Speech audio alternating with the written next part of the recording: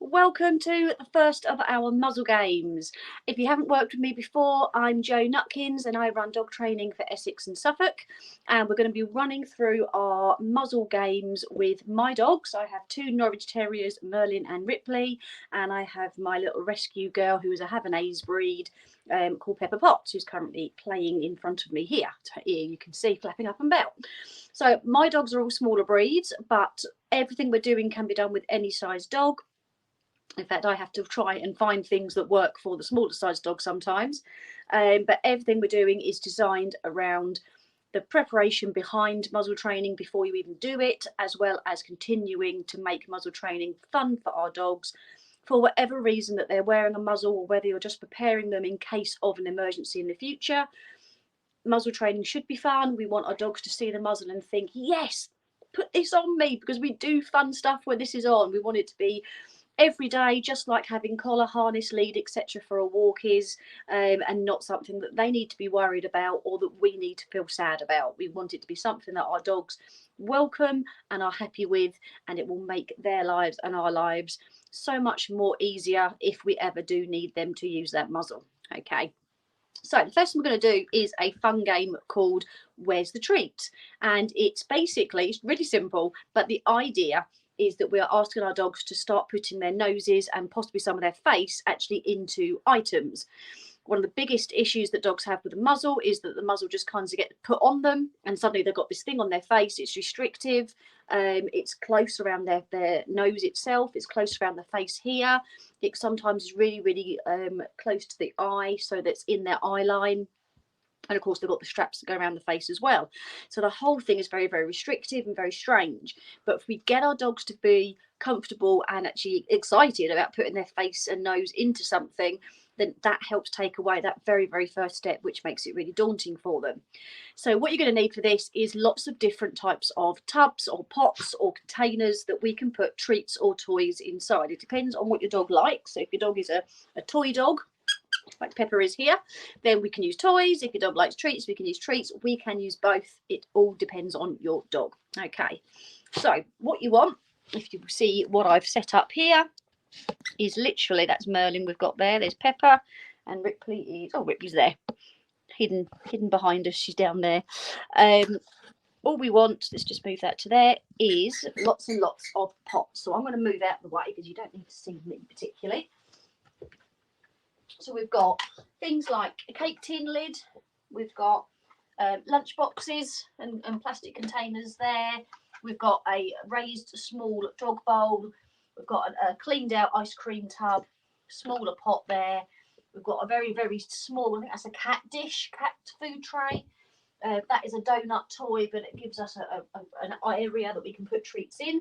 And literally all I'm going to be doing is starting with some of the bigger items, dropping a treat into a pot and saying to my dogs, where is it? Can you get it? Find the treat. There it is. Can you find it, Milko? Good. Pepper Potts, can you find? Yay. And so all we're doing at this stage is helping our dogs, just trying to see what we can see on the screen, is helping our dogs to just put their faces into something and they get that instant treat, which is what we're after. There's no pressure. We're not forcing them to put their face in. If they don't want to, they haven't got to. And of course, they can take their face out straight away. It doesn't stay in there at all. But we can do the same thing with a toy. Pepper, get it. Where's the toy? Yeah, what a clever girl. What a good girl, Pepper Potts.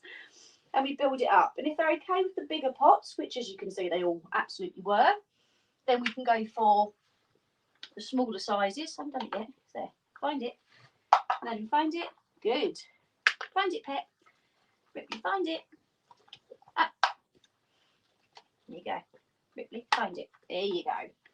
And if you started off with this and your dog's really not sure, then things like the cat bowls that are really shallow are a great place to start because, find it, they haven't got to put their face in very far at all to get the reward.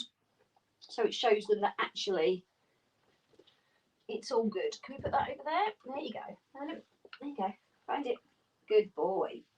Rippers choppers in there. Merlin in there. So that's the donut in the tub. Rippers choppers in that tub. Good.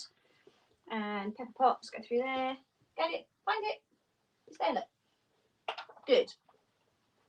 And that's literally all that we're doing at this stage. So, sorry, back again. So this is our first game. Now, obviously, I'm doing this with 3 dogs at the same time. That is not essential, and I don't generally recommend doing that because it can get a little bit exciting. They may have noticed there I moved a pot away because Pepper and Ripley were both trying to get in there at the same time. So I was just trying to avoid anything from happening there. No reason why it should have done, but also there's no reason why it wouldn't. You know, food and a small space.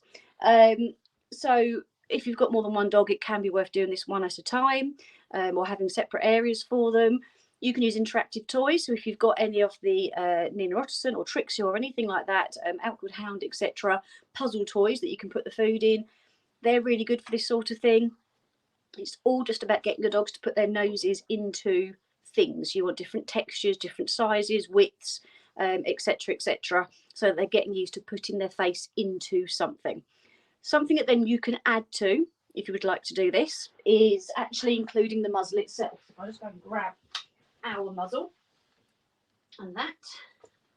So if you have got a muzzle, it's worth leaving it out, picking it up occasionally, putting your scent on there. This is a plastic one, so of course it's got a very strong plastic smell when it first comes. So I have spent a lot of time just squashing it, making it nice and soft. What are we doing? And getting my scent on there as well for my dogs. But what I can do is, if my dogs are happy putting their nose into items, is I can take, I'm using a glass just so you can see really, but obviously you don't have to, is I can pop the muzzle just inside the glass there like so. And I can then carry on using the game, and my dogs will start putting their nose into the muzzle without even realising that's what they're doing.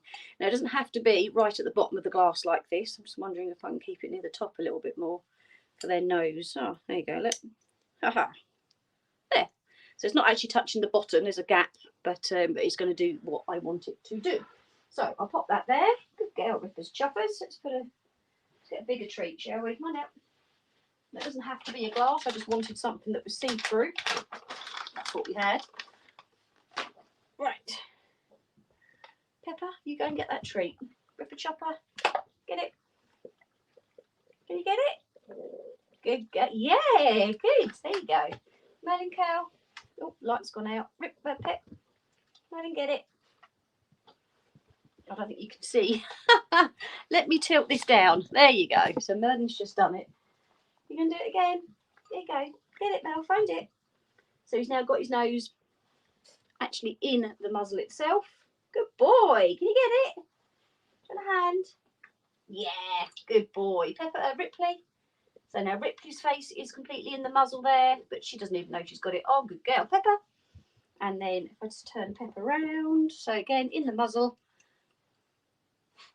And then she's got her nose in the muzzle without even knowing she's doing it.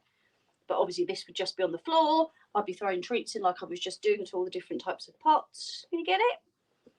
Do you want a hand? Good girl. It's there, look. Good girl. And just making it then, it's less daunting. It's less daunting for your dog. They don't notice there's a muzzle there. And also for us, sometimes it can take away a little bit of the stigma that can be around muzzles. We don't like the looks of them, feel of them, etc. For our dogs, they don't really pay attention to it. They're just sticking their nose in things and getting the treats or the toys out. So that's one way you can do it. You may have more than one muzzle, so you may have different sizes to work out what works for your dog, or you might have different sized dogs. Having different sized muzzles is absolutely fine. Different materials of muzzle is absolutely fine. It's just another way to start our dogs putting their noses into things, but we can include the muzzle if we want to. If your dog has got past history around muzzles, so maybe they've had to have one put onto them in an emergency situation, perhaps if they've had, seizures or something like that, and so then they've got a really bad experience with a muzzle, you might need to have a different material one. And then this is a really good way of starting to introduce the fact that it's a muzzle, because it looks different for your dog and they are voluntarily putting their nose in. They can see it's not in your hands. They can see that nothing's going to happen that they don't want to happen. And it can help them just get used to the smell of it, the feel of it, so that then when you move on to the muzzle training where you're holding the muzzle, your dog is absolutely fine with that item there, instead of you taking it out and they go, wait, no, I know what that is. and they've instantly got this bad association with it. So that is just one way that we can get started. But we have many muzzle games for you to work with. Some of them are for introducing the muzzle, some are once the muzzle is on. Have a go, try each one. You'll find some that you enjoy, and some of them you might find, actually, I don't really like that one. And that is absolutely fine. We've done these several games that you can choose ones that you want to work on with your dog and find out what your dog likes and what works for your type of character of dog. So have a little look at what we've got coming up for the next games.